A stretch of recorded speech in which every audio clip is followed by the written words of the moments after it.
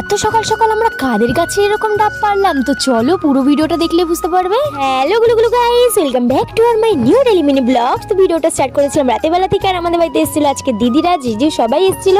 তো এইখানে দেখো আমাদের বাড়িতে হচ্ছে আজকে পিঠে, এগুলো সাজের পিঠে, আর দুধ ওদিকে জাল হচ্ছে, কারণ দুধে ভিজিয়ে তবে সাজের পিঠে খাওয়া হবে।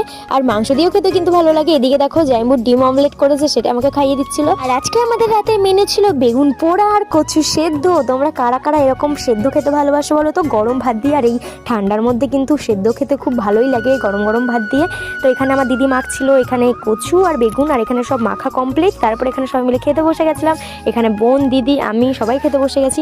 পরের দিন কিন্তু সকালবেলা ঘুম থেকে উঠে গেছিলাম, আর উঠেই দেখছি এখানে বাবা প্রণাম করছে। আর এখানে আমি আর দিদি বেরিয়ে গেছিলাম আমাদের ওই বাড়ির উদ্দেশ্যে, মানে আমাদের পুরনো বাড়ি। তোমাদের সবটাই বলবো। এখানে আমি আর দিদি দেখো ভোরবেলা কুয়াশার মধ্যে বেরিয়ে গেছে। আর পুচকেগুলো দেখো এই ঠান্ডার মধ্যে কিরকম ভাবে বেরিয়েছে। আমি তো এই ঠান্ডায় উঠতেই পারি না, খুবই কষ্ট হয়। দেখো চলে এসেছি আমাদের পুরনো বাড়িতে। এই বাড়িতেই কিন্তু আমি ছোটবেলা থেকে বড় হয়েছি। যখন আমার বয়স 9 তখন আমরা এখান থেকে চলে গেছিলাম নতুন জায়গাতে। আর সেখান থেকে আমাদের এই পুরনো বাড়ি কিন্তু খুব একটা দূরে নয়, কাছেই। তো আমাদের বাড়িতে কিন্তু অনেকগুলো নারকেল গাছ আছে, আর সেখানেই সেই নারকেলগুলো পাড়ার জন্য আজকে আমরা লোক নিয়ে এসেছিলাম সকাল সকাল।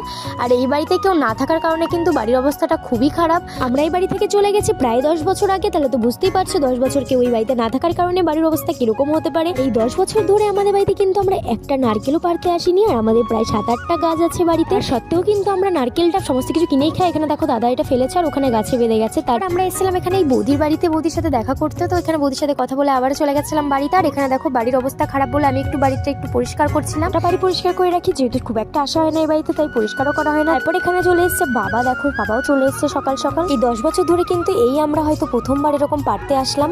আর তোমরা এখন ভাবতে পারো 10 বছর ধরে নারকেলগুলো কোথায় গেছে, আমরা নিজেরাও জানি না কোথায় গেছে। আর এখানে দেখো এই যে এই গাছগুলো দেখছো সবই কিন্তু আমাদের সব গাছই কিন্তু মোটামুটি ডাব নারকেল ছিল, কিন্তু আমরা তার মধ্যে থেকে 2টো গাছের মাত্র পেরেছিলাম। আর তাদের কিছু বিক্রি করেছিলাম, আর কিছুটা আমরা বাড়িতে এনেছিলাম। বাড়িতে আনার পরে দেখো সৌরভদা এখানে কাটছে। নিজেদের গাছের ফল খেতে তো ভালোই লাগে, তোমরাও জানো। আর আমার এই ভিডিওগুলো তোমাদের কেমন লাগছে অবশ্যই জানিও। আর ভুল ত্রুটি থাকলে সেটা কিন্তু ধরিয়ে দেওয়ার দায়িত্ব তোমাদের, আগেও বলেছি এখনও বলছি। আর এখানে দেখো কি টেকনিকে দিয়েছে সৌরভদা, এখানে বোতলের পাইপ একদম ওই আইচার ভেতরে ঢুকিয়ে দিয়েছে, জল খাচ্ছে। আর এই ভিডিওটা কেমন লাগলো অবশ্যই জানিও। দেখা হচ্ছে নেক্সট কোনো মিনি ব্লগে। Thanks for watching.